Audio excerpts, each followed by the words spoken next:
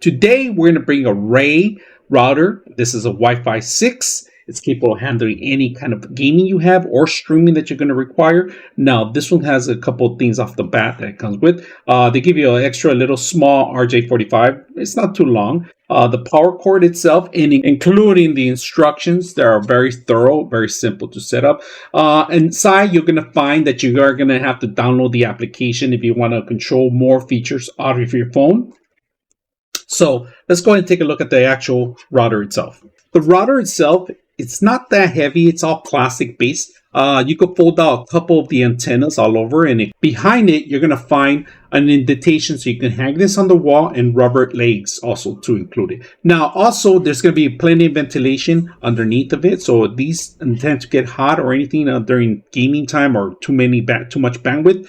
It's perfect for that. It has plenty of ventilation for this. This router is capable of handling 2.5 gigabytes per second, so this is going to be a overkill for anybody in this household. I don't have a 2 gigabyte bandwidth in my house, but if I ever do, this is the router to actually maintain that. This router will work for any kind of small business that has that kind of bandwidth. Now, included with it, there's a couple features you should be aware. The ports itself, it shows you all the indication. They're very highlighted, and they also feature some information that you should be aware.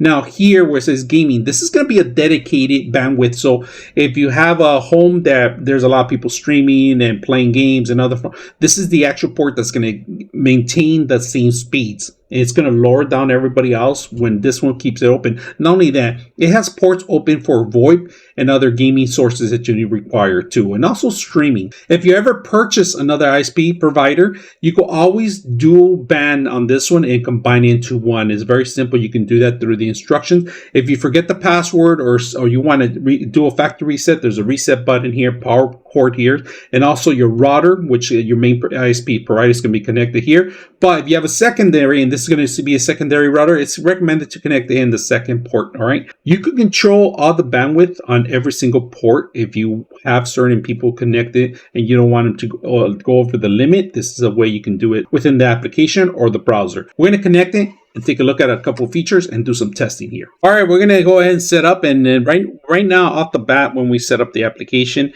is asking we could add the device or we could just log in within our device itself. So make sure you create an account with them. All right, let's go ahead and open the program itself. I'm going to show you some of the great features that you can do on the actual phone with the phone settings.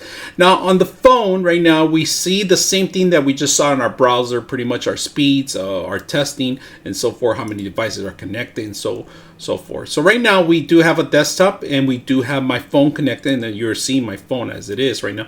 I'm going to go home.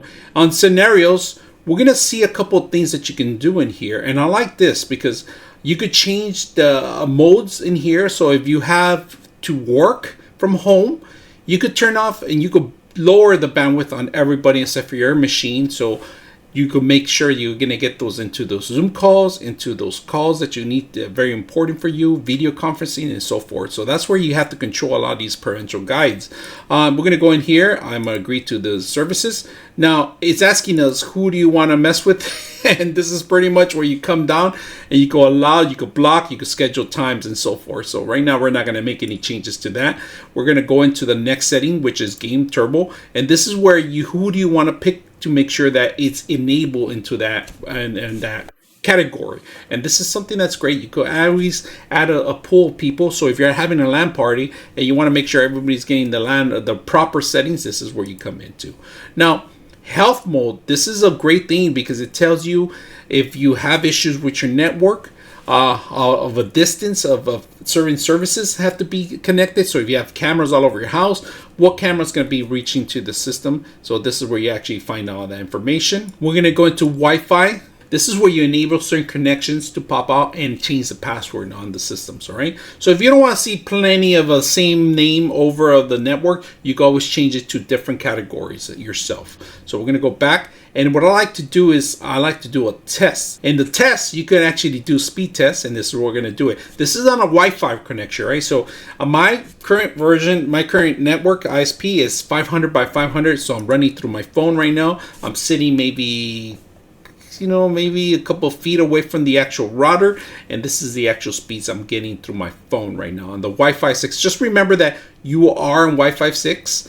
And if you see that little 6 is you're gonna get a great connection. So we're getting 487 by 370. So that's not bad connection. But if you run it again, it's going to give you a better quality. Of course, here it gives you a little scenario here of how good of a quality it is. SD, that's the poorest, so the poorest quality. HD, getting a little bit better, 1080.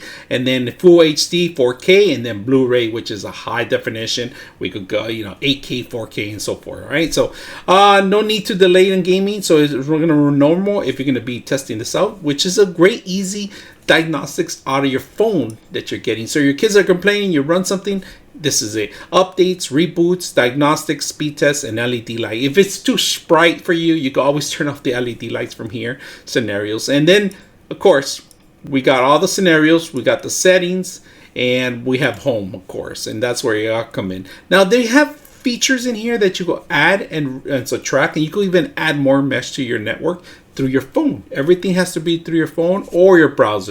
All right, let's take a look at the actual router through the browser. All right, so the password that you set up is the password that you get. Right now, we currently have set up, and now seeing that, there's a bunch of more features that you can do in here. So we're going to go over a couple of things. Right now, we only have one client.